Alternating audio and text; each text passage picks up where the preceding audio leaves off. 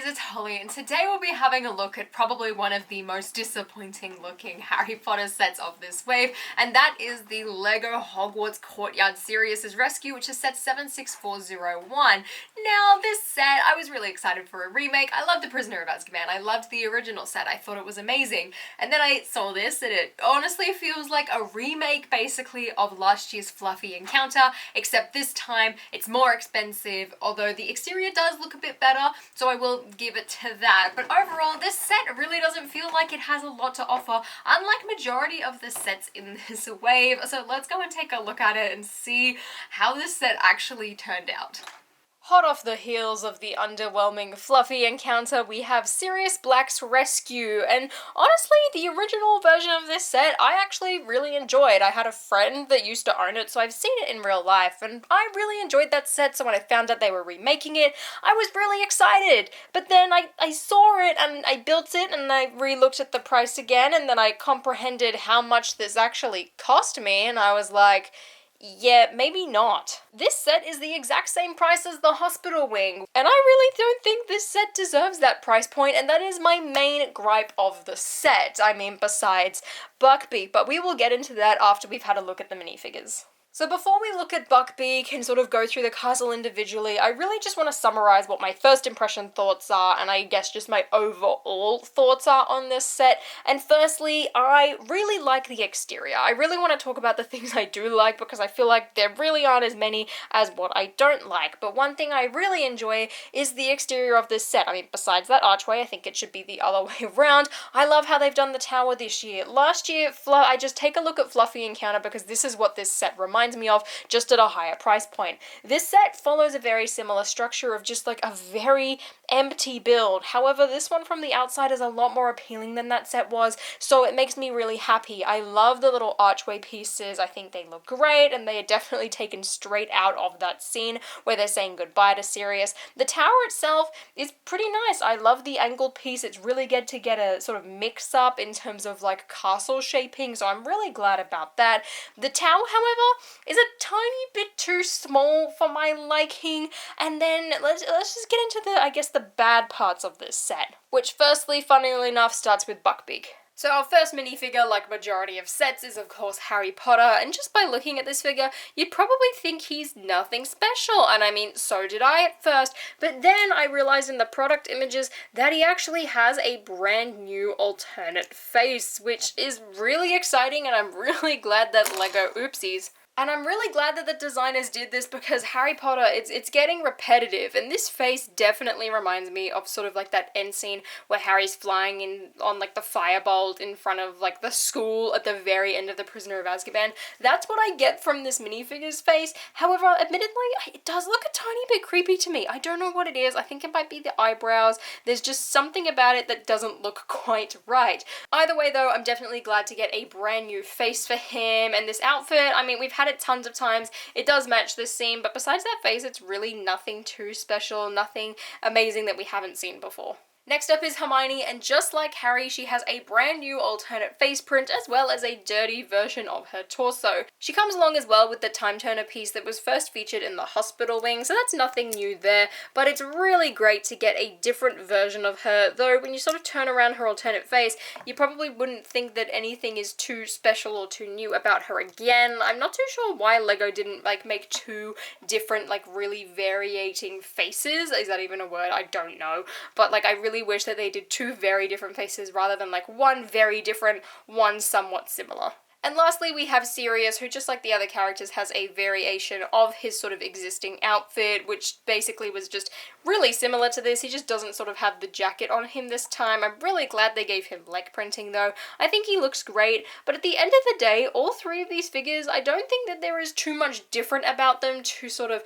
justify it and really make up a lot of value in the set. It's great to get new facial expressions, it's great to get new prints, but when I sort of take that and like look at the set all together, it just really doesn't feel like all that much. Like it doesn't make up for, I guess, just the lackluster of the set itself, if that makes any sense. So here is Buckbeak, and I know a common question when this set was first revealed is, what on earth is the colour of him? In the set photos, he looks grey. In the box art, he looks grey. In the instructions, he continues to still look light bluish grey, and then you see like the lifestyle images, and then I looked at this Buckbeak in real life, and I was like, why on earth is he white?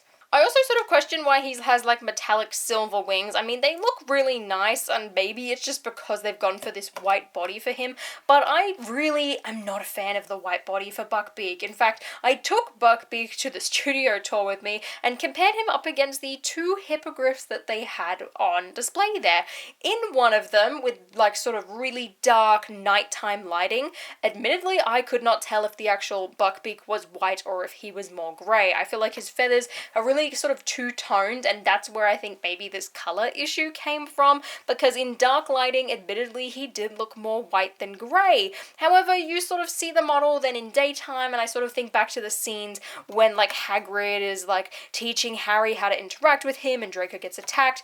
Buckbeak definitely looked grey, and part of me wonders like if this scene is taking place at nighttime and sort of the moonlight, maybe that's why they went and gave us a white Buckbeak. But to me, I would have much rather just re-release the same grey one. This feels like a major waste of budget in order to recolor this mold. Like, this is a very specialty mold, a very cool piece, but like, I would much rather some of that budget go towards the build of the set than a different color. I just feel like it was incredibly unnecessary, and I personally much prefer the grey one. It's not a huge issue, but I just don't think he looks like himself. Like, I don't look at this and think Buckbeak. I guess if he was a bit more generic in terms of shape, maybe I definitely would. Like, the only thing that screams Buckbeak to me is the head. Like, take the head design away and the printing and just how cool that like head mold is, and I definitely wouldn't think that this is a hippogriff.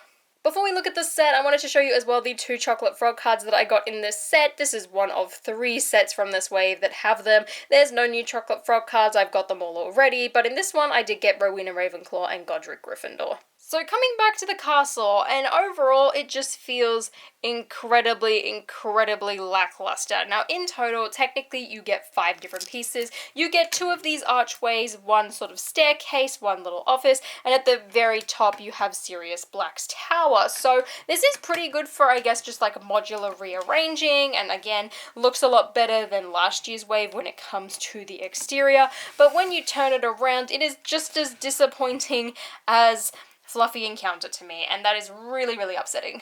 To start off with, we have the 2 archway pieces, which are connected via these Technic pins, and overall, I have no issues with this because they are supposed to be archways. There's not supposed to be a very big interior here, and even then, I think LEGO did an amazing job with the interior, adding some sort of foliage and some lights, and just even these little steps here with some plants and legs, and overall, I think they did a fantastic job. It looks great, and I would love to get sort of multiples of these and adjust the base so that they sort of all connect and make like a line just like in the castle. I think it looks great. Even the top here with the decoration sort of having like a tiny balcony, the little greenery bits here and there. You've got the golden frogs. There's a lot of texture, a lot of different colors. I mean, these grey bricks definitely stick out like a sore thumb, but overall it feels like there was a lot of care and detail that went into these 2 sections, which is something I definitely feel like I can't say for this tower module. And this is where my disappointment from the set comes in, because I just look at the price point and I look at what we get with this section. The other section of the build I understand. The minifigures, I mean, they're like alright, but they're nothing special, and then Buckbeak to me just isn't that great. So, you know, I'm really relying on this tower to bring it all home, and it just doesn't. This bottom section is literally just to house a staircase. There's nothing in there. I personally hate when they use these great pieces because it means there's not much you can do. I mean, the design looks fine here. I do think though the archway pieces should have been placed the other way around, just so that you didn't have these exposed sort of sections on either side. Like, it looks kind of messy to me.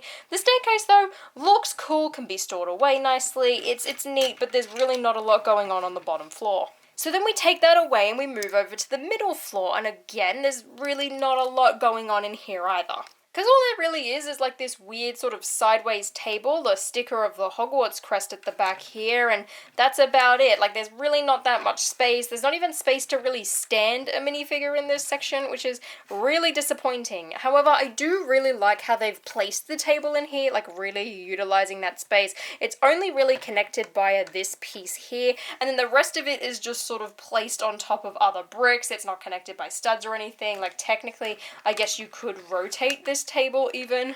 And it's cool because it gives you a place to store Harry's firebolt, which he does get at the end of the movie from Sirius, but again, there's really not that much going on in here and feels really lackluster.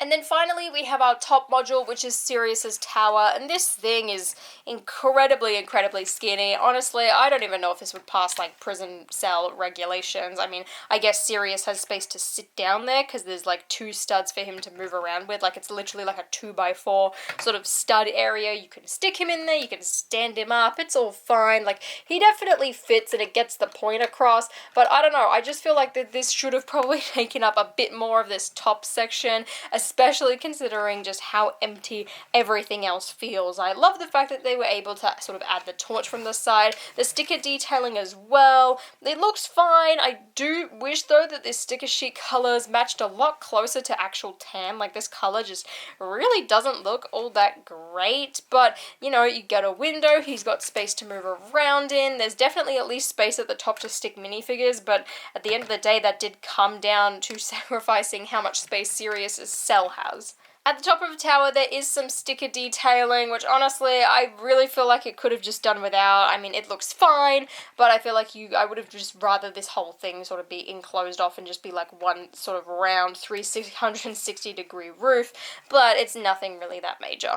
So there is the whole set. Overall, I think it's a really big disappointment for the price tag. I really don't think that this set has that much in order to justify that price tag. Again, I feel like the money from like recoloring Buckbeak probably should have been put back into building up the set a bit more. Harry and Hermione as well. Like, we've had these outfits and at least variations of these outfits before. It's nothing special. I love the fact that we did get new face prints for them, but I don't think it's enough. And Sirius as well, like, we've had a different version of him. Like, I really don't think people need a slightly different version of the same outfit. I just don't think it justifies the price. I do really like the exterior of the castle, and I guess it provides as well a lot of sort of expansion possibility when it comes to just like the modular sections of Hogwarts. And like I said, this Archway section is amazing. I really love the detail that they were able to put in, and honestly is a lot more fulfilling than any of just like the tall tower builds. For 80 Australian dollars, like, there are so many other sets that you could get that I feel like are a lot better value, especially if you're a Lego Harry Potter fan. Like, I feel like get the hospital wing or get the Hungarian Horntail. To me, those sets at that same price point, being full price, are a lot better value than this set was. I was really excited for this set, and this is my favorite movie, so it's really disappointing to just sort of see how it turned out. I feel like it could have been like very easily fixed in order just to sort of make it feel a tiny bit better, or make it feel like it's definitely worth that price tag. So I might have a play around and see what I can do in order to make it just feel like it's a bit more better value. I definitely would not recommend spending full price on this set, especially after what I saw with the Fluffy encounter, like that set regularly being 25% off, 20% off on Amazon Australia. You can wait, just don't spend your money full price on this. There are so many great Harry Potter sets in this wave that you could get instead. Like I said, maybe look into getting the Hungarian Horntail over this. It's the same price point, and I feel like the value from that set is a lot better than anything you would get here. Even for play value, like, this set really doesn't offer much, and for display, the Hungarian Horntail does laps around this set. But let me know your thoughts in the comments down below, and if you enjoyed this video, please give me a thumbs up and consider subscribing to my channel down below, and until next time guys, I'll see you later.